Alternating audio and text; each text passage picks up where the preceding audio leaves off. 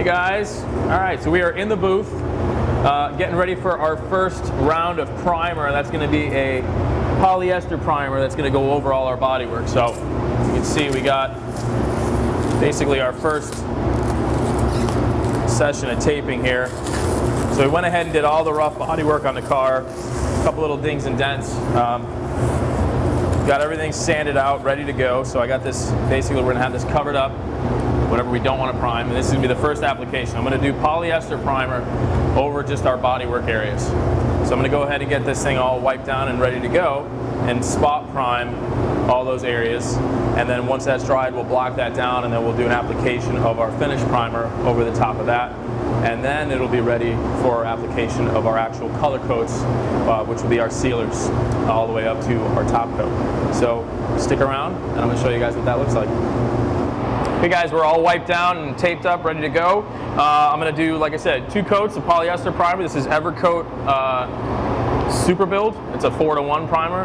It's a polyester base. It's a great product. And I'm using my Airgunza, my Iwata Airgunza. It's a 1.8, spraying right around 28 to 30 psi. So I'm going to do 2 coats over my bodywork, and we'll show you guys what that looks like.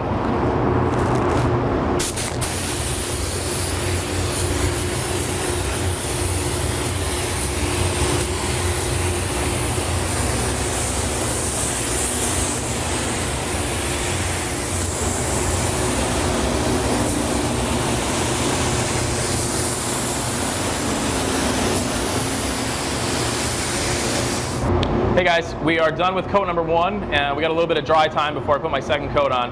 So I want to take a minute to talk about actually priming itself and how important it is to be methodical when you're applying your primer just as much as you would your base coat or your clear coat.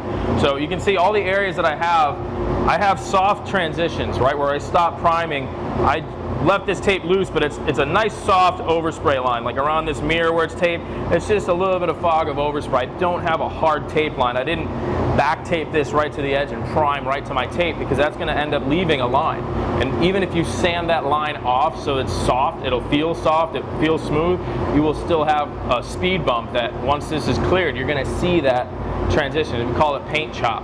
You know, it's going to have that little bit of ripple to it, so it'll actually look like a dent. You can actually create dents by improper priming, just by really putting a lot of material on and just kind of letting it go, thinking that you're filling your dent, but you're not. You're actually creating a dent somewhere else.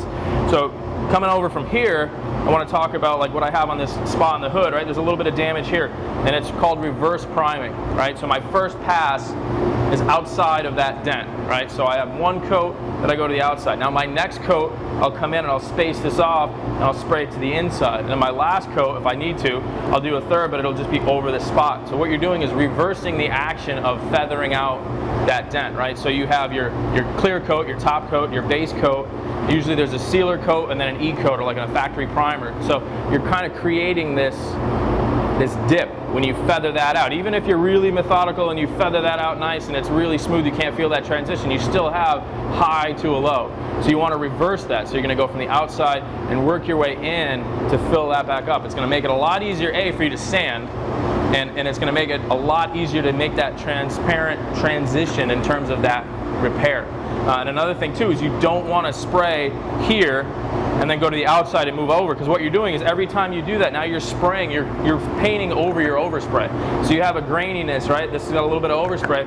Now covering that with more primer is not going to help you. It's actually going to create more problems. So you always want to work from the outside to the center. And it also gives you a starting point. You know you're not going to go too far to the point of where you're going to start painting over your tape and creating that paint chop again, because you're going to have a hard line of primer. You always want to try to minimize that hard edge so everything feathers in nice and easy. It makes it a lot easier to sand and it'll make the repair that much better.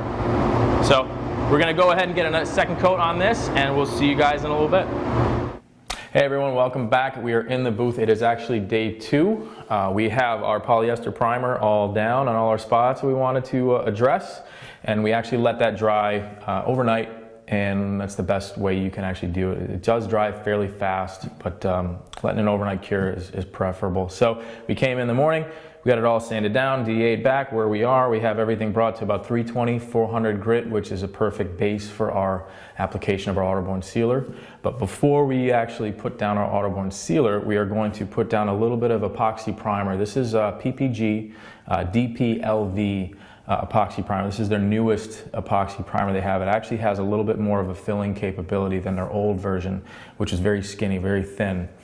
So what I'm going to do is actually just lightly spray, address any of the edges of the panels that are bare metal, where there's exposed edges. I actually prefer to knock down, if I do any kind of primer work on a panel, I actually prefer to cut right through the edge of that primer, because the more you build on an edge, that it becomes thicker and thicker and thicker, because you have a tendency to just hit that with a Scotch-Brite pad instead of actually sanding it down. So now you start having these big areas where it's very easy to get a chip, especially on those edges that are very vulnerable. So I cut those edges down, and then I'll put on just a dust coat of this epoxy primer, and it's about a half an hour to top coat. So what we'll do is just kind of airbrush almost just the edges around the car where we have those issues that we want to address, just the little bare metal spots. We're going to let that dry for about a half an hour, come back and lightly tack over that any overspray, and then we're going to actually go right to our first step of the color coat, which is going to be our Autoborn sealer. Our Autoborn sealer red is going to be the ground coat for this particular job. So I'm going to get this all tacked off and get my epoxies mixed up, and we'll see you guys when I'm ready to spray my Autoborn sealer. So stick around. Hey guys, we're back in the booth. I have all my epoxy primer on all the bare metal spots like I talked about. It's been about an hour.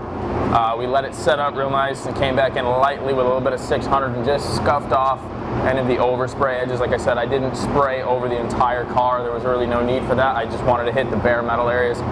So that's good and ready to go. And now we're going to talk about our ground coat. Now I did say that I was going to use sealer red as the color, and that's absolutely true. But for those of you that have sprayed our sealers before, our sealer black, our sealer white, and our sealer silver are the strongest covering sealers that we have. So the red has a tendency to be a little transparent. And because we have the OEM red and gray primer spots and a little bit of the white LV primer, what I'm going to do is mix 2 to 1, 2 parts sealer white with 1 part sealer red, and that's going to be my first coat, and that's going to help make everything nice and even and really cover this and make it all the same color. It's going to be like a light pink color.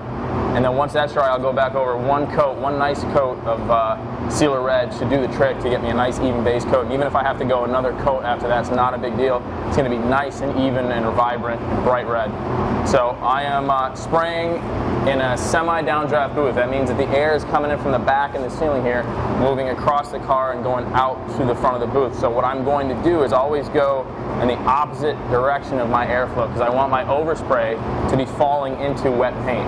So I'm going to start at the front of the car here, start on this fender, come across the hood to the front and go to the other side and work in sections and work my way back. So I always have my overspray going into wet paint. So I'm going to move from front to back, the opposite of the air direction. So the air is back to front, I'm going to paint from front to back.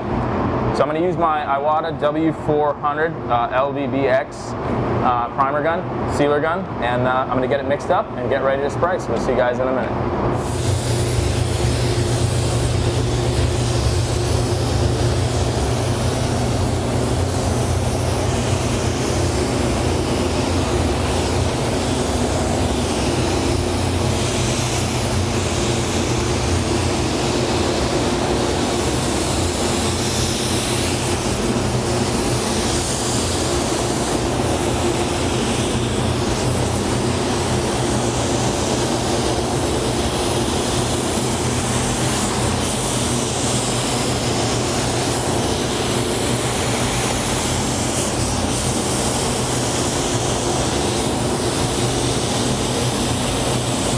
All right, everyone, we're back in the booth. Our first coat is totally dry. You guys can see what that looks like. This is the sealer white 2 to 1 with sealer red to get a nice even coverage over everything. And now I'm actually going to go back with what is going to be my ground coat, my color coat, and that is the sealer red. So one coat, this should totally be covered, look nice and even and good. We gave it about 25 minutes just to make sure it's totally cured. This is dry to the touch. We tacked it off again, and I'm using the same gun, the LV WBX. It's a 1.3 and spraying right at 20 psi, and I have 10% reduction on my sealer red. So this is about as standard as it gets. So I'm going to go ahead and do my first coat.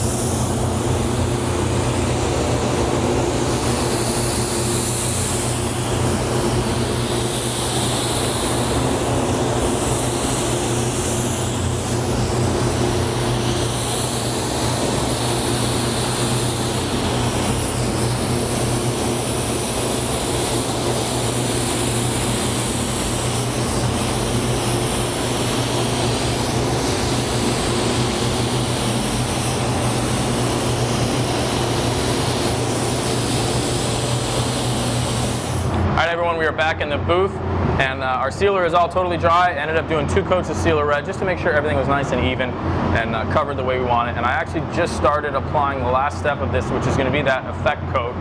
We're basically creating a tri-stage with our pearl radiant red and our candy blood red. And I mixed that 6 to 1 to 1, so 6 parts 40-50, 1 part radiant red and 1 part blood red, just to create a very transparent mid coat, a tri-stage.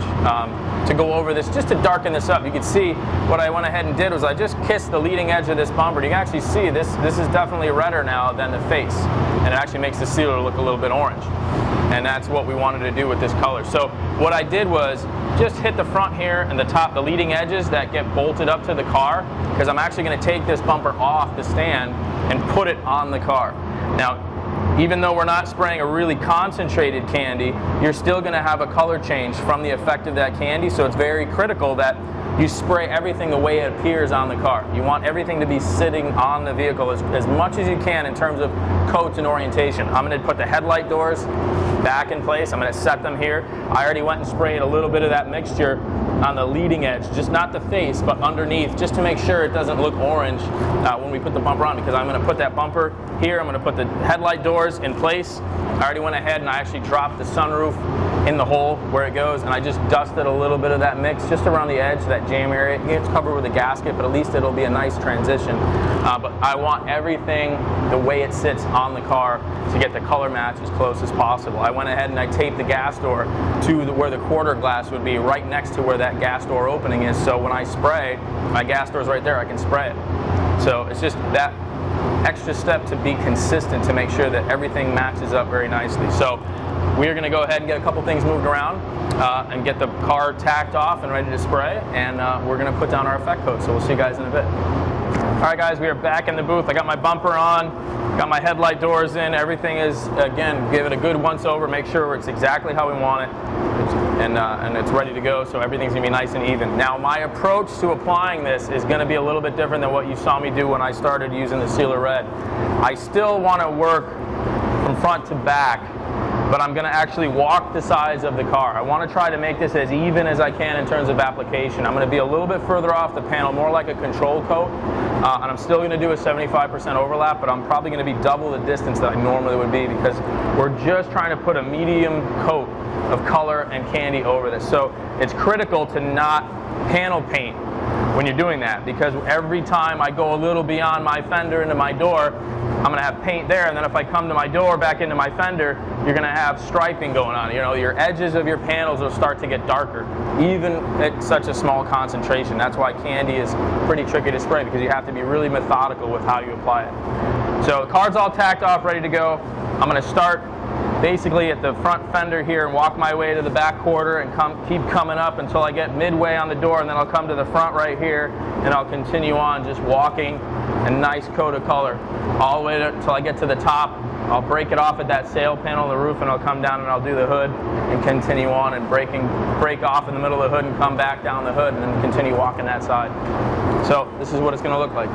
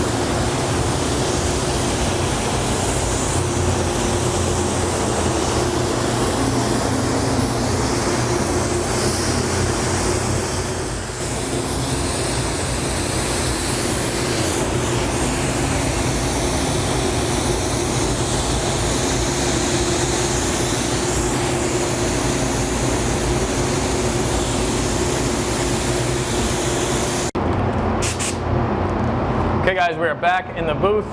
This is going to be actually coat number 3. I went ahead and did my second coat in between takes of the camera, and we really like how it looks with the 2.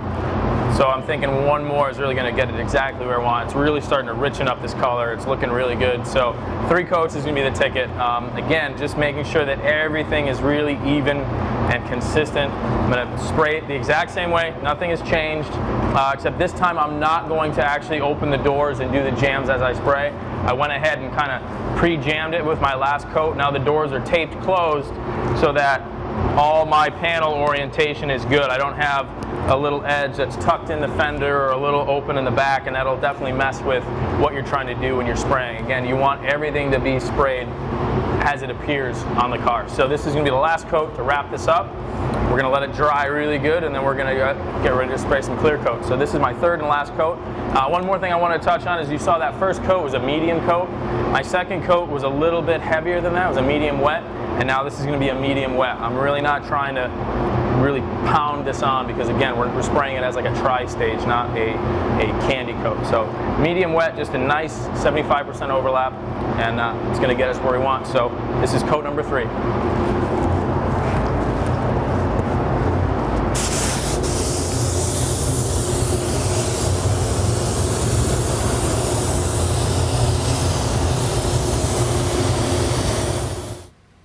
Hey guys, we are back in the booth. This is going to be a little, what we're going to consider bonus footage of something that is actually a real world problem. We basically were on the downhill slide with this car, getting it all ready to go. We actually had the car outside, completely flow coated and ready to go.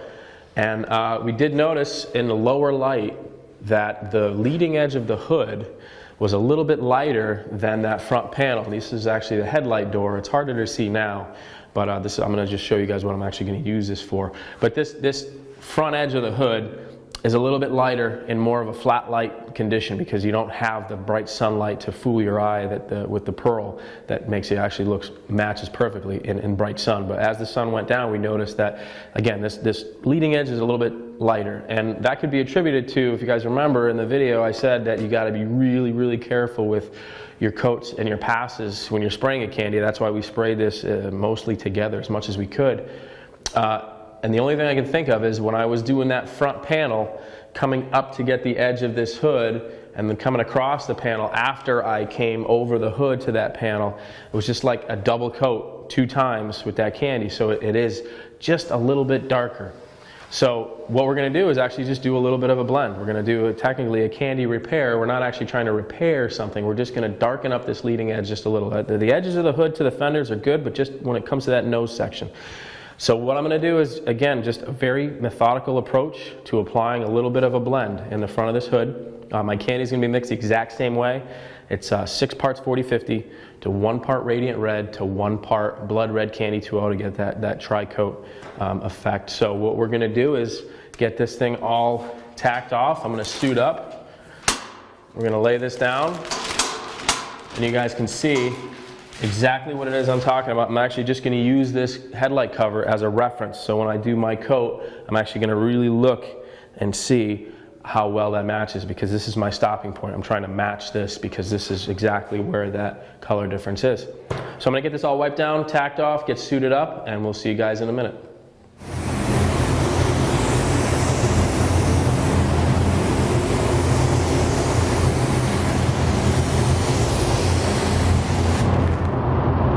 Hey guys, we're back.